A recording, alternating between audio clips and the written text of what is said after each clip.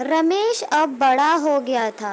पढ़ लिख कर अब उसकी एक अच्छी सी नौकरी एक शहर में भी लग गई थी। कुछ दिनों के बाद उसके माँ बाप के उसकी शादी एक सुंदर और सुशील लड़की से करा दिया, जो कि वह भी नौकरी करती थी। अब रमेश और पत्नी दोनों जॉब करते हुए एक साथ ही शहर में बस गए थे। कुछ दिनों के पश्चात रमेश के पिताजी भी अब इस दुनिया को छोड़कर चले गए, जिसके बाद उसकी माँ एकदम भी अकेली हो गई थी। जिसके बाद कुछ दिनों के बाद रमेश अपनी माँ को अपने साथ रहने के लिए शहर ले आया।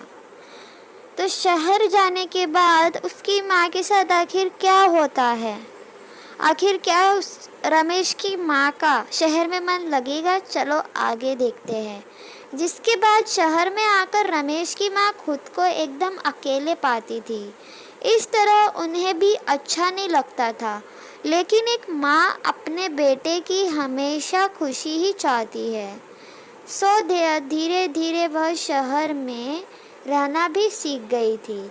लेकिन रमेश और उसकी पत्नी हमेशा अपनी माँ को समझाते रहते थे कि ऐसा मत करो, ये मत करो, मतलब कि वे अपने आगे माँ को गांव की एक तरह से गंवार ही समझते थे।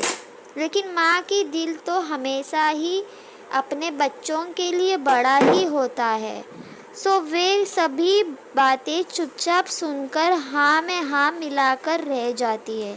माँ का दिल दोस्तों इतना ही नरम होता है कि चाहे हम कितनी भी गलती कर ले तो माँ हमें कभी भी डांटेंगी ज़रूर, पर कभी भी गलत नहीं समझेंगी। आगे देखते हैं दोस्तों।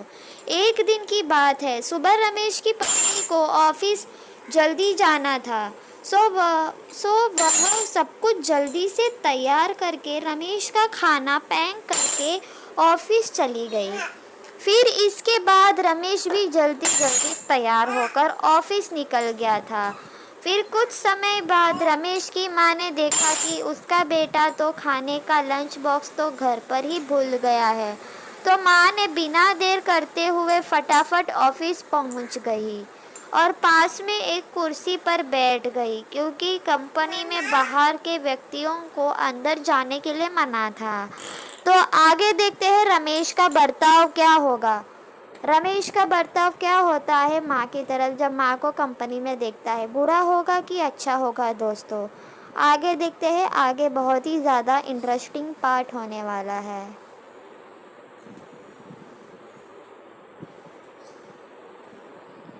फिर बेटे को दिक्कत ना हो इसीलिए फ़ोन ना करके मैसेज किया, लेकिन रमेश अपने काम में बिजी इतना था कि माँ के मैसेज पर ज़्यादा ध्यान ना दिया। लेकिन उसकी माँ बाहर सबसे इंतज़ार कर रही थी। इस तरह कई घंटे बीत गए और इस बीच कई मैसेज भी किया, लेकिन रमेश का कोई उत्तर नहीं आया। इस तरह रमेश की माँ को चिंता होने लगी थी रमेश की। तो अब देखते हैं दोस्तों कि रमेश की माँ का क्या रिएक्शन होगा जब उसका बेटा उसको चिल्लाएगा। चलो देखते हैं दोस्तों। बैकग्राउंड नॉइज़ के लिए क्षमा चाहती हूँ।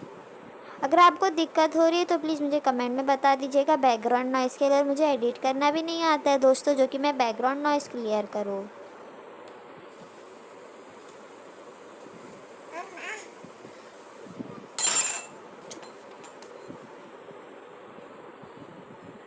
लेकिन रमेश अपनी माँ के कई मैसेज आने के बाद वह अंदर ही अंदर खूब गुस्सा होने लगा था। आज तो उसने तय कर लिया था कि आज घर जाकर माँ को खूब अच्छे तरह से समझा देगा कि यह उनका गांव नहीं है जो कुछ भी माना मनमानी करती रहेगी, मनाने आ जाया करेगी। और इस तरह शाम हो गया। अब रमेश घर जाने के लिए कंपनी के बाहर निकला तो देखा तो उसकी माँ तो यही खड़ी है, जिसे देखकर उसका गुस्सा अब 7वें आसमान पर पहुंच गया था और बिना कुछ पूछे ही अपनी माँ को डांट फटकारने लगा कि पहले तब घर में खाली बैठे बैठे मैसेज से परेशान करती रहती है और अब तो उसके कंपनी में भी आ गई। आखिर उनका ये गांव नहीं है जो मनमानी करती रहेगी।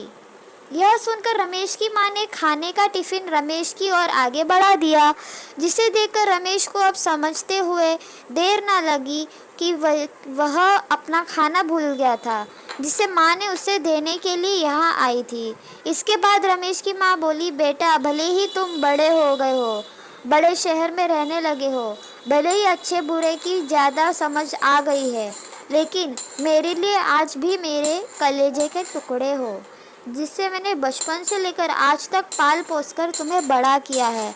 तुम्हें पाल पोस कर बड़ा किया है मैंने आज तक, तुम्हारी हर ख्वाहिशें पूरी की है, और उसके बदले मुझे ये रेस्पॉन्स मिलता है।